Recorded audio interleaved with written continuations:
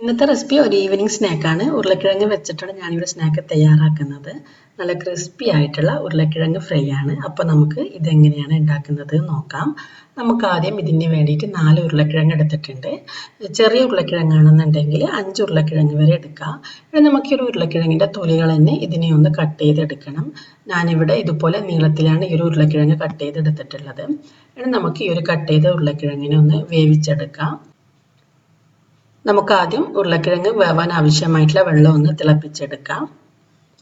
ഇനി ഒരു തിളച്ച് വരുന്ന വെള്ളത്തിലേക്ക് നമുക്ക് കുറച്ച് ഉപ്പ് ചേർത്ത് കൊടുക്കാം. ഇനി നമുക്ക് നമ്മൾ നേരത്തെ കട്ട് ചെയ്ത് വെച്ച ഉരുളക്കിഴങ്ങ് ഇതിലിട്ടിട്ട് വേവിച്ചെടുക്കാം. ഉരുളക്കിഴങ്ങ് വേവിക്കുന്ന സമയത്ത് ശ്രദ്ധിക്കേണ്ട ഒരു പ്രധാന കാര്യം, ഈ ഒരു ഉരുളക്കിഴങ്ങ് നമ്മൾ സാധാരണ വേവിക്കുന്ന ഇവിടെ നന്നായിട്ട് അങ്ങ് വേവിച്ചെടുക്കരുത്. ഒരു 1/4 ഭാഗം മാത്രം ഇത് വെന്ത് വന്നാൽ മതി. 1/4 ഭാഗം വെന്ത് വരുന്ന സമയത്ത് നമുക്ക് ഫ്ലെയിം ഓഫ് ചെയ്യാം. ഇപ്പം നമ്മുടെ ഉരുളക്കിഴങ്ങ് നന്നായി തിളച്ച് വെന്ത് ഒരു 1/4 ഭാഗം വെന്ത് വന്നിട്ടുണ്ട്. ഇനി നമുക്ക് ഫ്ലെയിം ഓഫ് ചെയ്ത് ഈ ഉരുളക്കിഴങ്ങ് ഈ ഒരു വെള്ളത്തിൽ നിന്ന് മാറ്റാം. ഈ ഉരുളക്കിഴങ്ങ് തണുത്ത് വരുമ്പോഴത്തേക്കും നമുക്കൊരു ബാറ്റർ തയ്യാറാക്കണം. അപ്പോൾ ഞാനിവിടെ ഒരു ബൗളിലേക്ക് 1/2 കപ്പ് മൈദ എടുത്തിട്ടുണ്ട്. മൈദ നമുക്ക് ഇതിലേക്ക് ഇട്ട് കൊടുക്കാം. ഒരു 1/4 കപ്പ് കോൺഫ്ലവർ കൂടി ഇതിലേക്ക് ചേർക്കാം. ഇനി ചേർക്കുന്നത് മുളക് പൊടിയാണ്. 1 ടീസ്പൂൺ മുളക് പൊടി. മുളക് പൊടി നിങ്ങളുടെ എരിവിനനുസരിച്ചിട്ട് ചേർക്കുക. 1/2 ടീസ്പൂൺ മഞ്ഞൾപ്പൊടി, 1/2 ടീസ്പൂൺ കുരുമുളക് പൊടി,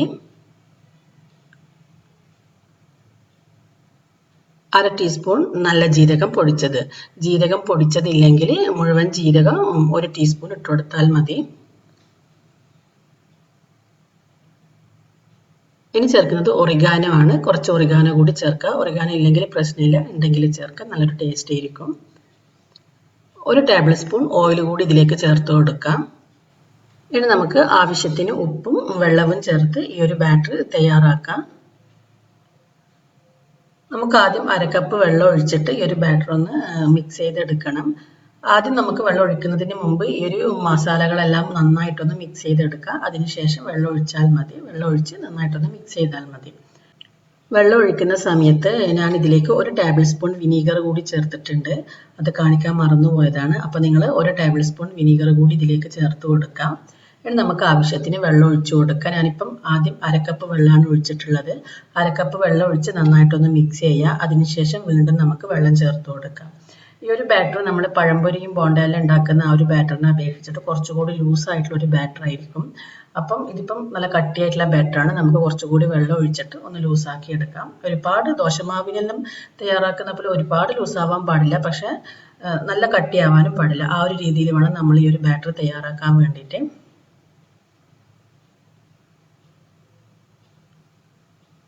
അപ്പോൾ ഇതുപോലെ നമ്മുടെ ബാറ്റർ തയ്യാറാക്കുക. ഇതുപോലെ കുറച്ച് ലൂസായിട്ടുള്ള ഒരു ബാറ്ററാണ് നമുക്ക് വേണ്ടത്. നമ്മുടെ ബാറ്റർ ഇതുപോലെ ലൂസായിട്ടുണ്ടെങ്കിൽ മാത്രമേ നമ്മൾ ഫ്രൈ ചെയ്യുമ്പോൾ നല്ല ക്രിസ്പി ആയിട്ട് വരികയുള്ളൂ. കട്ടിയായിട്ടുണ്ടെങ്കിൽ നമ്മുടെ ഫ്രൈ കുറച്ച് സോഫ്റ്റ് ആയിരിക്കും. അപ്പോൾ അതുകൊണ്ടാണ് നല്ല ലൂസ് ബാറ്റർ വേണമെന്ന് പറയുന്നത്. ഇനി നമുക്ക് ഈ ഒരു ബാറ്ററിലേക്ക് നമ്മൾ നേരത്തെ വേവിച്ച് വെച്ച് ഉരുളക്കിഴങ്ങ് ഇട്ട് കൊടുക്കാം. ഈ ഒരു ബാറ്ററിലേക്ക് ഉരുളക്കിഴങ്ങ് ഇട്ട ഉടനെ നമ്മൾ ഇതിനെ എണ്ണയിലിട്ട് ഫ്രൈ ചെയ്യരുത്. കാരണം ഇതൊരു ലൂസ് ബാറ്റർ ആയതുകൊണ്ട് തന്നെ നമ്മൾ അപ്പം തന്നെ എണ്ണയിൽ ഇടുന്ന സമയത്ത് കൂടുതൽ ബാറ്റർ എണ്ണയിലേക്ക് വരും. അപ്പോൾ നമുക്കത് ഇല്ലാതാക്കാൻ വേണ്ടിയിട്ട് ഇതുപോലെ ഒരു അരിപ്പയിൽ ഇട്ട് വെക്കുക. അങ്ങനെയാകുമ്പോൾ ബാക്കി വരുന്ന ബാറ്റർ താഴേക്ക് പോവും. അതിനുശേഷം നമുക്കിതിനെ ഫ്രൈ ചെയ്തെടുക്കാം. മുഴുവൻ ഉരുളക്കിഴങ്ങും ഇതുപോലെ അരിപ്പയിൽ ഇട്ട് വെച്ചിട്ടുണ്ട്. ഇനി നമുക്കിതിനെ ഫ്രൈ ചെയ്യാം. നമുക്ക് ആദ്യം ഒരു പാൻ വെച്ചിട്ട് ആവശ്യത്തിന് ഓയിൽ ഒഴിച്ചു കൊടുക്കാം. ഫ്ലെയിമിൽ വെച്ചിട്ട് എണ്ണ ആദ്യം തിളപ്പിച്ചെടുക്കാം. അതിനുശേഷം മീഡിയം ഫ്ലെയിമിൽ വെച്ച് ഫ്രൈ ചെയ്തെടുത്താൽ മതി. ഇത് പെട്ടെന്ന് തന്നെ ഫ്രൈ ആയിട്ട് കിട്ടും. ഒരുപാട് ഫ്രൈ ആവേണ്ട ആവശ്യമൊന്നുമില്ല. അതുപോലെ കളർ മാറി വരുമൊന്നും ചെയ്യില്ല. ഒരു ക്രിസ്പി ആയി വരുന്ന സമയത്ത് നമുക്കിതിനെ എണ്ണയിൽ നിന്ന് മാറ്റിയാൽ മതി. ഇതുപോലെ നമുക്ക് മുഴുവൻ ഉരുളക്കിഴങ്ങും ഫ്രൈ ചെയ്തെടുക്കാം. ഇപ്പം നല്ല ക്രിസ്പി ആയിട്ടുള്ള ഉരുളക്കിഴങ്ങ് ഫ്രൈ ഇവിടെ റെഡി ആയിട്ടുണ്ട്. നമ്മുടെ ഈ ഒരു ബാറ്ററിന് കുറച്ച് കട്ടി കൂടിയിട്ടുണ്ടെങ്കിൽ നമ്മുടെ ഈ ഒരു ഉരുളക്കിഴങ്ങ് ഇത്ര ക്രിസ്പി ആയിരിക്കില്ല, കുറച്ച് സോഫ്റ്റ് ആയിരിക്കും. ആ കാര്യം ശ്രദ്ധിച്ചാൽ മതി. ഇനി നമുക്കിതിനെ കുറച്ച് കെച്ചപ്പും മയോണൈസും മിക്സ് ചെയ്തിട്ട് അതിൽ മുക്കി കഴിക്കുമ്പോൾ നല്ലൊരു ടേസ്റ്റാണിത്. അങ്ങനെ ചെയ്യുന്ന സമയത്ത് കുട്ടികൾക്ക് ഒരുപാട് ഇഷ്ടമാകും. അതല്ലെങ്കിൽ ഏതെങ്കിലും ഒരു ചട്നി തയ്യാറാക്കിയിട്ട് അതിൽ മുക്കി കഴിച്ചാലും മതി. നിങ്ങളുടെ ഇഷ്ടം പോലെ ചെയ്യാം. അപ്പോൾ നിങ്ങളെല്ലാവരും ഇത് ട്രൈ ചെയ്ത് നോക്കിയിട്ട് ഇതിൻ്റെ ഫീഡ്ബാക്ക് അറിയിക്കാം.